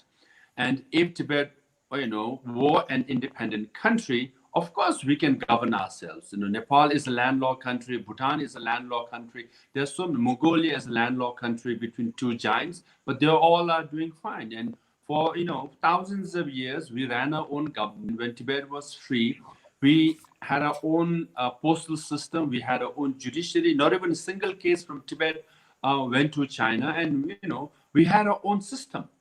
We ran our government for thousands of years. Why can't we do it again? Okay, that's thank you for that. Appa, I would like to move to you now because you're of a younger generation and you live in India. And I know that in India, over the years, there has been a lot of debate and discussion about why India has fallen behind China, why its roads aren't there and why its trains don't work, and why China's infrastructure and everything has become much better than India's, including its military, of course. All the panelists, I think, have spoken about this infrastructure building and poverty alleviation, and how poverty alleviation it equals repression. Could you give me more detail on that, please? Because at some stage, those roads have to get built, the dams have to be built, and as I said in my introduction here, there's always controversy over that.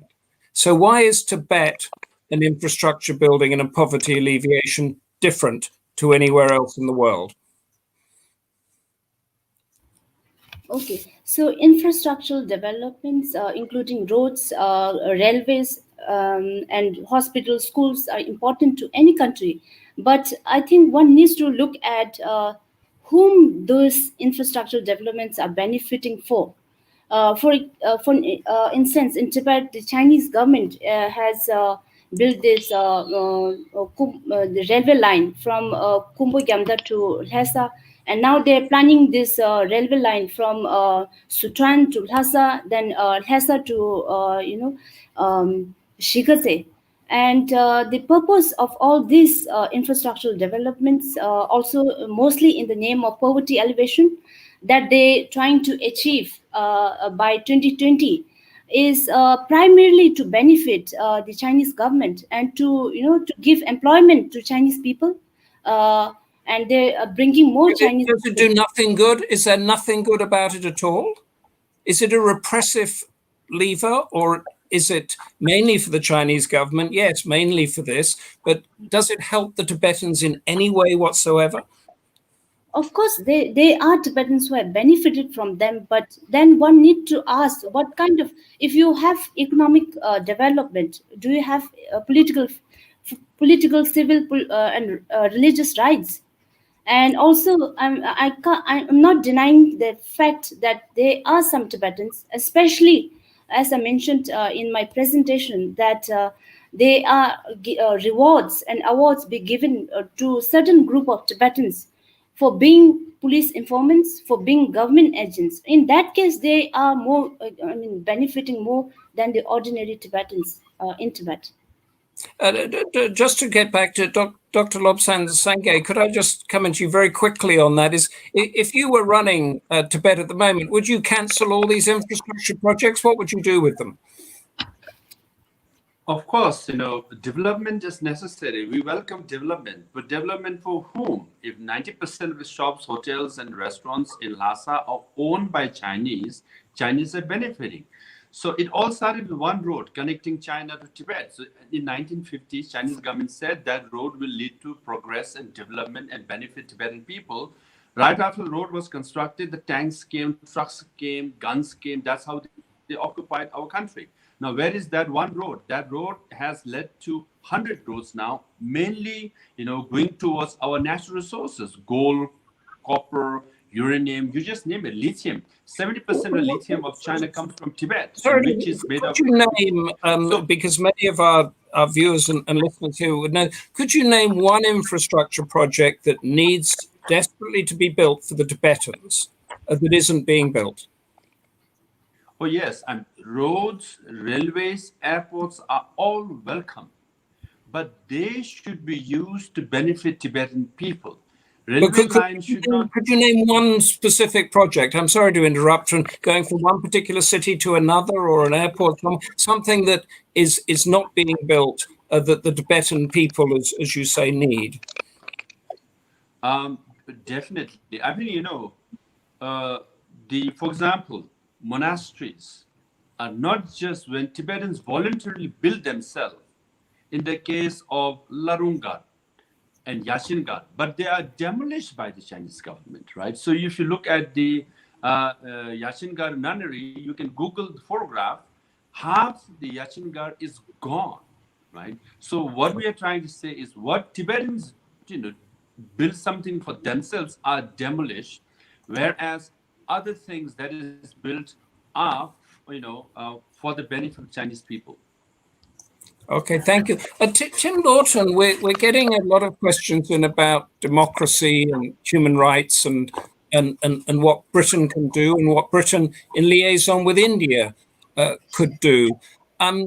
You were very eloquent about some of the details there, but is this not becoming a bigger issue on the authoritarianism and democracy? And is there a risk of Tibet getting lost in that and losing out to the sort of bigger issues of the US against China and the rest of it? Well, I think, can I just make a point on the previous question? Because, of course, the thing that you've completely missed is all the infrastructure that's coming into Tibet is to make it easier for the Han Chinese to get into Tibet, not the other way around. Any Tibetan Chinese citizen from Beijing or whatever can freely travel anywhere in Tibet. If you're a Tibetan, you cannot freely travel anywhere in China, and you need travel permits as well. All of this is being imposed on Tibet, and it's the Chinese who are profiting from it, not the indigenous Tibetans, as the Sikyong has said.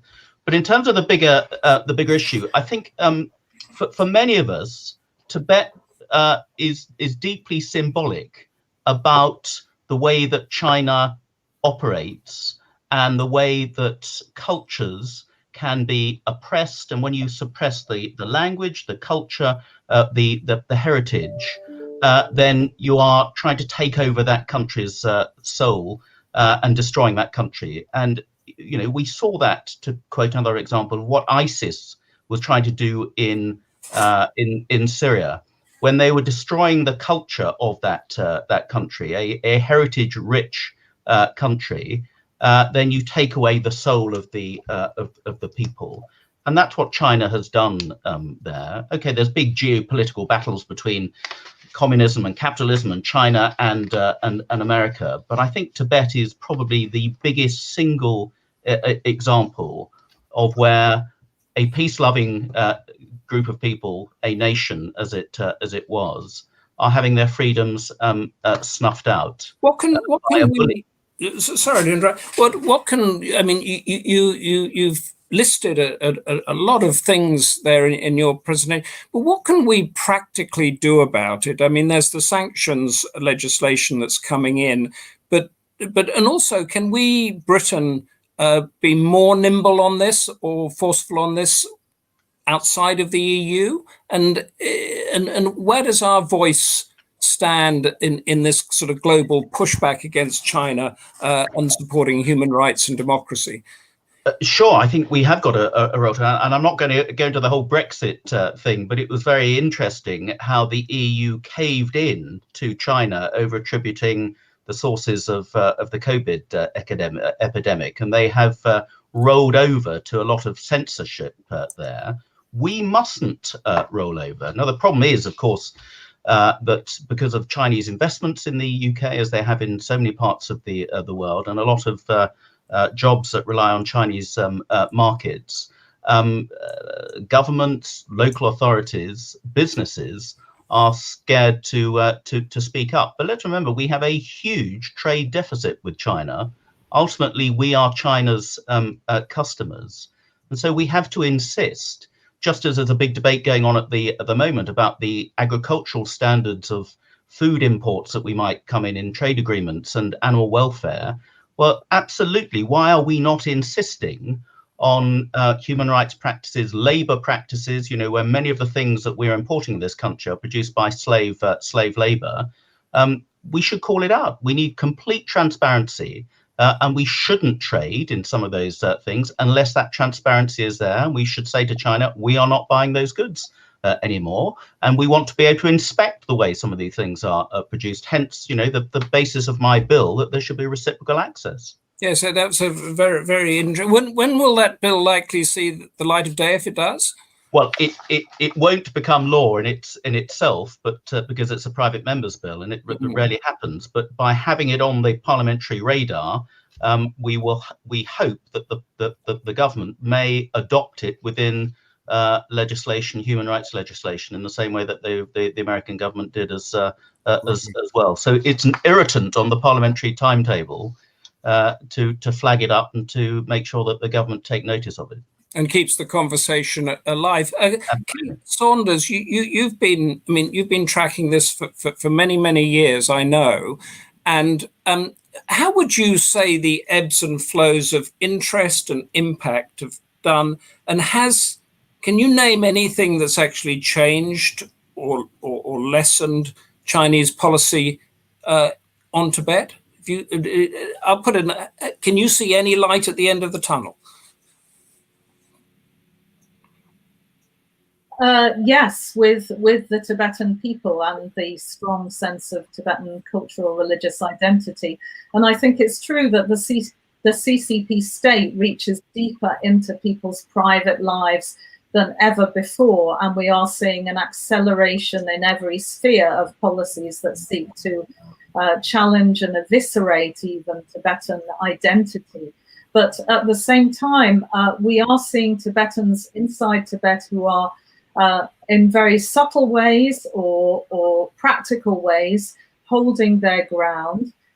In terms of the question on development, there are many Tibetans that we can't ignore who are doing well in terms of involvement in tourism, in social enterprise, in promoting their own language, their own culture, in writing poetry that helps to articulate and amplify Tibetan experience. So what we're seeing is that there is a sense that Tibetans are holding their ground. In terms of the infrastructure, I think it's used both for military and civilian purposes. But what would really change the situation for Tibetans if there was, in a sense, a Tibetanization of development, in that more attention was paid to what Tibetans need. And that would also be in China's interest too.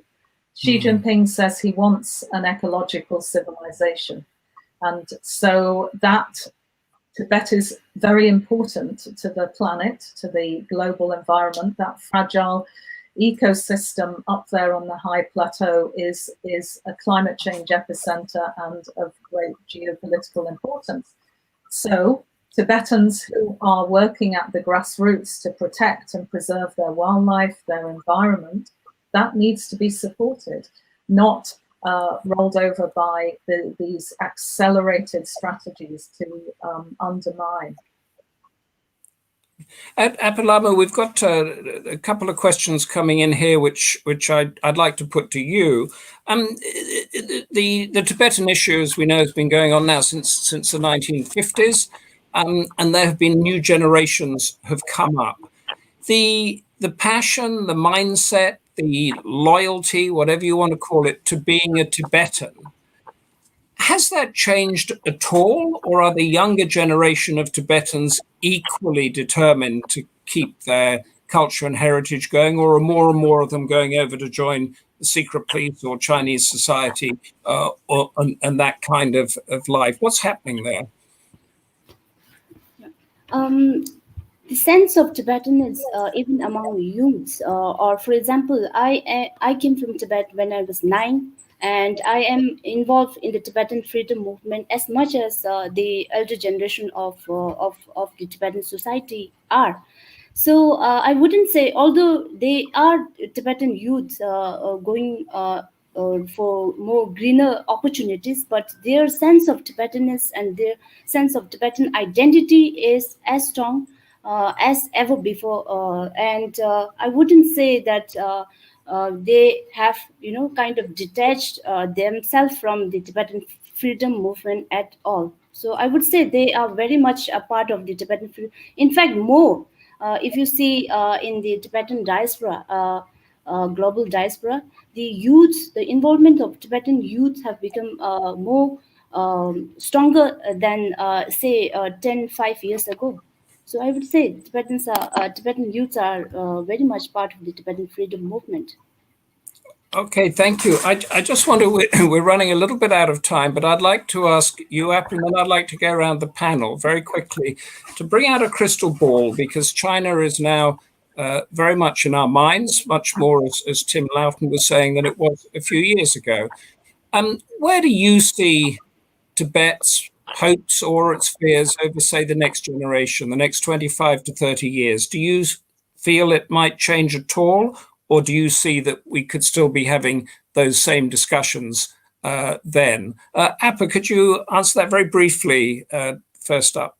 Thank you. Sorry, can you repeat? I didn't get. Yeah, 25 years from now, where do you think the situation with Tibet will be? Will China have succeeded? Will the Western democracies have succeeded? Will the Tibetan people have succeeded?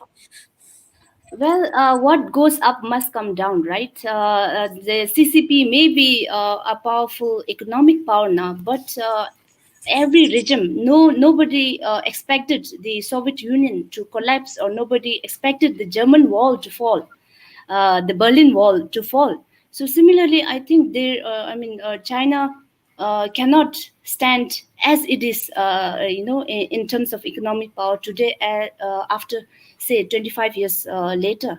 So that would be my answer. You think it'll be a lot better 25 years from now? Who knows? Maybe. Nobody can predict the future, but I'm optimistic. So are the Tibetans around the world. Kate Saunders, what's your view on that? I would say a number of things. I suppose we have a global climate emergency. 25 years is a long time, and at that time it may be too late to deal with the ecological crisis, because you'd be looking at, with the scarcity of water in northern China, you may be looking at Beijing being uninhabitable for after some years' time, and reliant very much on the water of Tibet's plateau. So it's in their interest to protect that landscape instead of building the infrastructure and the hydro dams and so on. So His Holiness the Dalai Lama is 85 now. So this is a very critical next 5 years, I would say. Also, Xi Jinping has appointed himself chairman for life. As Apo Lama says, nothing is certain. The Tibetans believe everything is impermanent.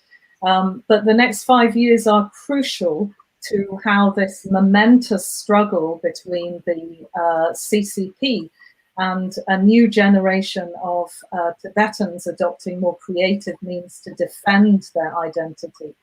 I would say that the next 5 years is crucial, and it's then we'll understand how 25 years looks. Yes, I think the next 5 years is going to be critical generally, isn't it, for the rise or balance of China, or the survival, as some call it, of the liberal democratic West. Tim Loughton, what's your view on that?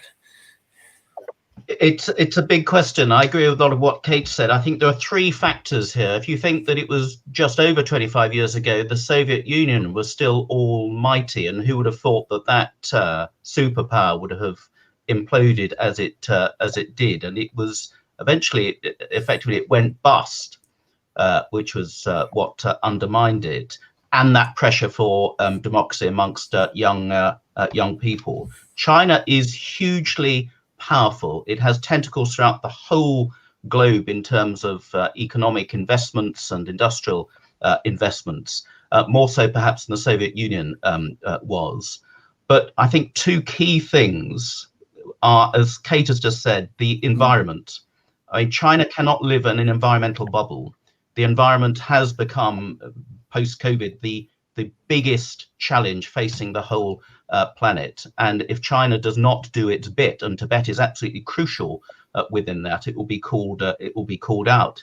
And the populations around the world have the ability to vote with their wallets and not to buy Chinese products. And if they do that, and they're not very environmentally friendly of their products, then China will start to feel it in their purse. The other key thing, I think, which is really significant at the moment, is what's going on in Hong Kong. I mean, Hong Kong is a completely different culture to China.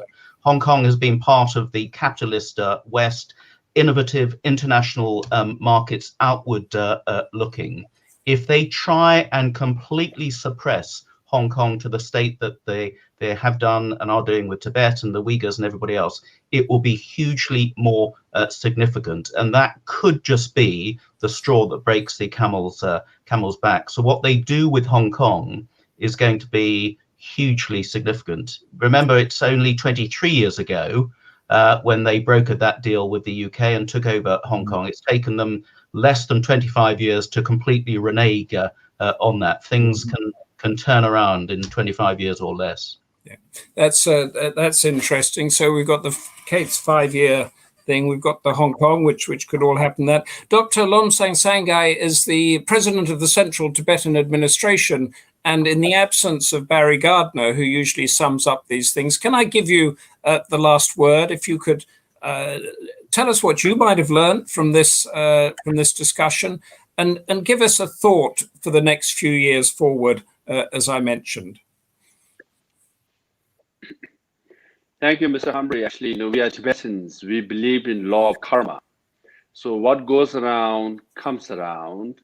So this panel is hosted from London. At one time, British Empire said, "Sun never sets," and here we are. So what you see seemingly impossible will be possible, and it won't take 25 years. I think it will take less than that, because human rights is universal, democracy is inevitable. And I think the turn point is already happening. Recently, the Pew Research Survey came out with the poll. And then 3 years ago, when I was in Canada, I was surprised, in fact, shocked to see that 63 or 4% of Canadians trusted Chinese government and Chinese leadership. Now, the latest Pew Research Survey says 74% to 75% to 80 to 84% people in 24 different countries distrust or mistrust China. So the trust deficit has already happened. This is their biggest PR nightmare has already happened, mainly because of this pandemic, right? So already the law of karma is kicking in, and it won't take 25 years. Sooner than that, we will see His Holiness the Lhamo return to Lhasa, and 6 million Tibetans will be greeting him. And Mr. Humphrey and Lord Bruce, you will be in Lhasa very soon. That's our dream, that's our wish, that's our aspiration, and we'll keep at it. Even though I'm quarantined in a community quarantine center, I just came back yesterday from US. I'm heavily jet lagged, but this is our fight, a non-violent one, a peaceful one, for just cause. And we will prevail sooner than later. Thank you very much indeed. That was a good, optimistic. What comes round goes round, and the sense of karma. So thank you all very much. I have learned a lot from this discussion, and I hope that we've had a lot of people in, and a stream of questions. I'm sorry of all those that I haven't been able to put up or address, but I hope we've encapsulated the main issues here. Democracy Forum has got 2 similar seminars coming up. For the next one in November is Understanding Chinese Military Posturing, Has It Impeded the Economic Rise of Asia?, which is very salient to what we've been discussing today. And in December, the Democracy Forum moves to Afghanistan with a single question: Taliban at the helm, question mark. There's also a new Democracy Forum app, which you can download, and that will give you access to the Democracy Forum and to Asian Affairs, the sister magazine. We've got a small video on that we're going to show right at the end. But meanwhile, thank you, Democracy Forum. Thank you for our panelists, and thank you for all of you that have partook in this and put in your questions and your insights on the future of Tibet. Thank you. Lord Bruce, President of the Democracy Forum, invites you to attend our next virtual seminar in November 2020 on understanding Chinese military posturing. Has it impeded the economic rise of Asia? Followed by another seminar in December 2020 on Afghanistan, Taliban at the helm? Please stay tuned. Further details to be announced shortly. The events will broadcast live from our social media channels.